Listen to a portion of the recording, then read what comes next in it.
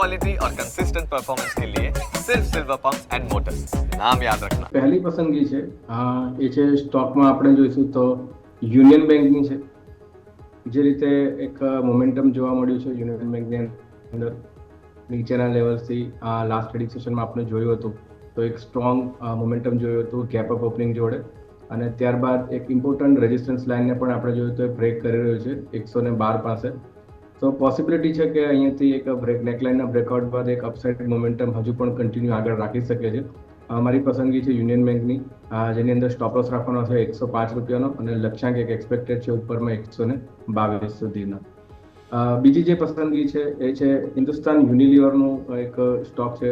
FMCG sector મને ઘણું સારું લાગી રહ્યું છે, અને જે રીતે આપણે નજીક છે બજેટની એ જોતા એવું લાગી રહ્યું છે કે વોલ્ટિલિટી બજારમાં રહી શકે છે, પણ એફએમસીજી મોસ્ટલી આપણે જો ડિફેન્સિવ સેક્ટર રહ્યું હોય છે, માર્કેટના ડાઉન ટ્રેન્ડમાં એક સારો સપોર્ટ નીચેથી જોવા મળતો હોય છે. તો અને હિન્દુસ્તાન યુનિલિવરની વાત કરીએ તો એક લોંગ ટર્મ ચેનલ છે, એના એક સપોર્ટ પાસે ટ્રેડ કરીએ છીએ higher time frame monthly chart પર, અને ડેઇલી ટાઈમ ફ્રેમ પર પણ ઇમ્પોર્ટન્ટ ફોલિંગ વેજનો પેટર્નને બ્રેકઆઉટ કરતા જોવા મળ્યું હતું 2350ની ઉપર.